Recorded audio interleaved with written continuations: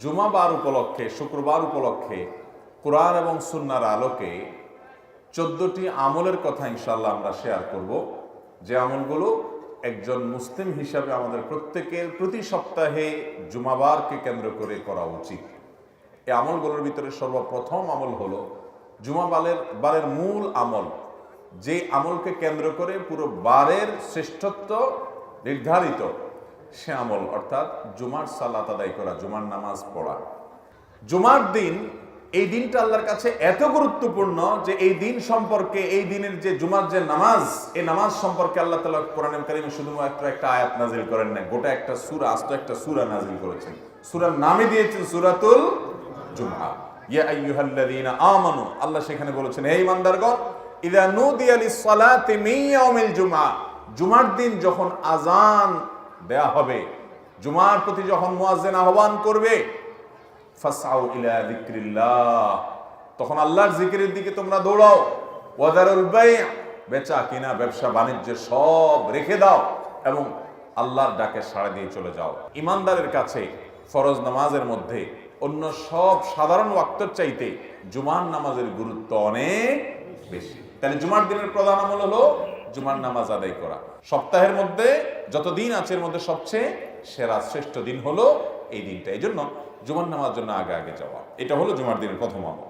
Number 2, জুমার দিনের ফজরের নামাজ বিশেষভাবে জামাতের সাথে পড়ার চেষ্টা করা। এমনিতে সপ্তাহের যে কোনো দিনের 5 ওয়াক্ত নামাজের মধ্যে সবচেয়ে গুরুত্বপূর্ণ নামাজ হলো ফজর এবং আসর। ফজর এবং আসর। ফজরের নামাজের গুরুত্ব এবং মর্যাদা অনেক বেশি। বিভিন্ন হাদিসের আলোকে ফজর নামাজের প্রায় 10টি ফজিলত এবং গুরুত্বের কথা আমরা জানি। 10টি বিশেষ ফজিলত আছে যেগুলো অন্য কোনো নামাজের নাই, ফজরের নামাজের আছে। এই জন্য ইবলিস ফজরের নামাজে যাতে আমরা উপস্থিত হতে না পারি, এই জন্য বিশেষভাবে সে ডিউটি করে।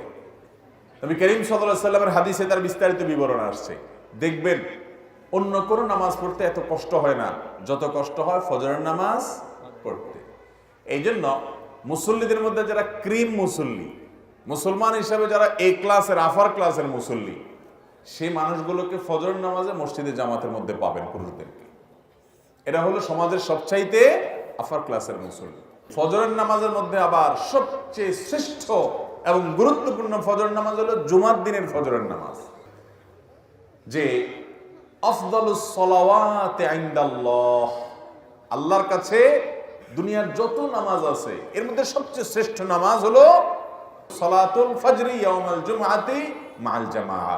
জুমার দিনে জামাতের সাথে পুরুষরা ফজরের নামাজ পড়লে এটা হলো আল্লাহর কাছে সবচেয়ে শ্রেষ্ঠ নামাজ।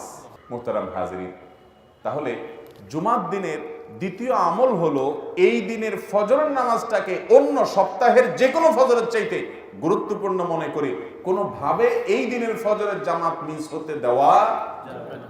ঠিক আছে না? ইনশাআল্লাহ চ্যালেঞ্জ নিতে হবে। জুমার দিনের 3 নম্বর আমল হলো জুমার দিনের ফজরের যে নামাজ, এই ফজরের নামাজের কেরাতটা হবে অনেক লম্বা।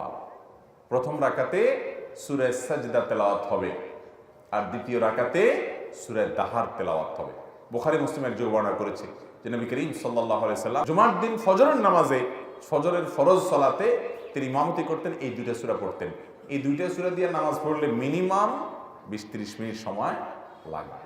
আমরা মহল্লাবাসী যদি এরাদা করি যে সুন্নতটা সপ্তাহে একটা দিনই তো, ইমাম সাহেব যদি হাফেজ সাহেব হন, হাফেজ সাহেব না হলেও বলতে হবে ইমাম সাহেব আপনি সূরা সাজদাটা বড় সূরা একটু মুখস্থ করে নেন, সূরা দাহারটা মুখস্থ করে নেন।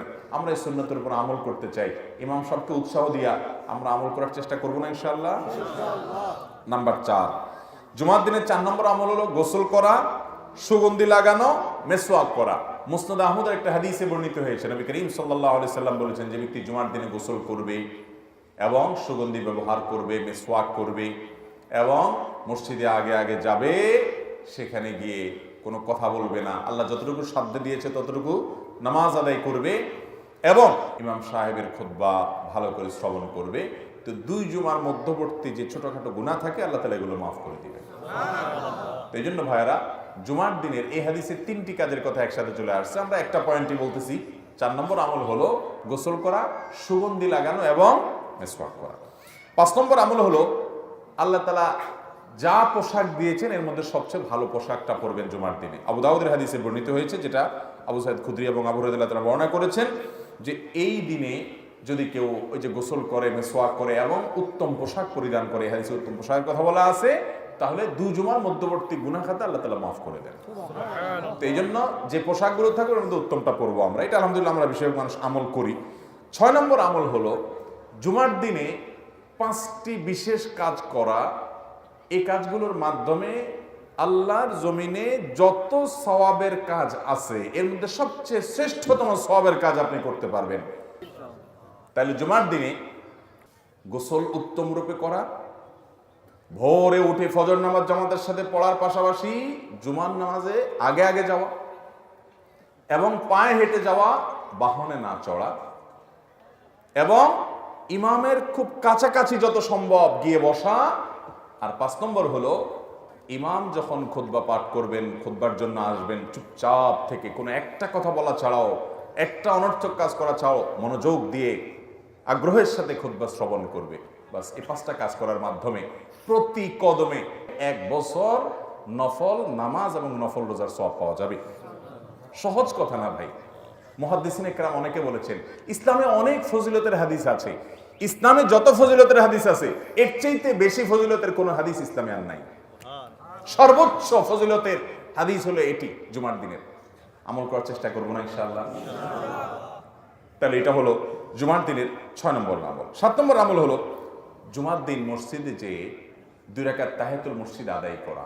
এটা শুধু জুমার দিনের না, এটা প্রতিদিনই করার চেষ্টা করব আমরা। অন্য যে কোনো সময় তাহিয়াতুল মসজিদ পড়তে হবে, জুমার দিনও বিশেষ গুরুত্বের সাথে আমরা পড়ার চেষ্টা করবো ইনশাআল্লাহ। 8 নম্বর আমল হলো যদি কারোর জুমার দিনে এই মসজিদে আসার পর ঘুমানি আসে, ঝিমানি আসে, সেই জন্য জায়গাটা পাল্টায় নেয়, তাহলে বোঝা গেল এটা একটা ঔষধের। জায়গাটা পাল্টায় আরেক জায়গায় উঠে বসলে ইনশাআল্লাহ ঘুম কি হবে, তাৎক্ষণিকভাবে অন্তত কেটে যাবে। আবার ঝিমানি আসছে নতুন জায়গা, যেখানে গেছেন সেখানে, সেটা আবার একটু পাল্টান। এবার পাল্টালে ইনশাআল্লাহ ঘুমের সাথে লড়াই করে আপনি ইবাদত বন্দেগী করতে পারবেন। তাহলে ঘুম আসলে একটু জায়গা পরিবর্তন করা, এটা হলো 8 নম্বর আমল। 9 নম্বর আমল হলো মানুষকে বসতে সুযোগ দেওয়া এবং বিশেষ করে কারোর ঘাড় ধরে ধরে মানুষের ঘাড় ডিঙ্গায়া ডিঙ্গায়া সামনের কাতারের দিকে না যাওয়া।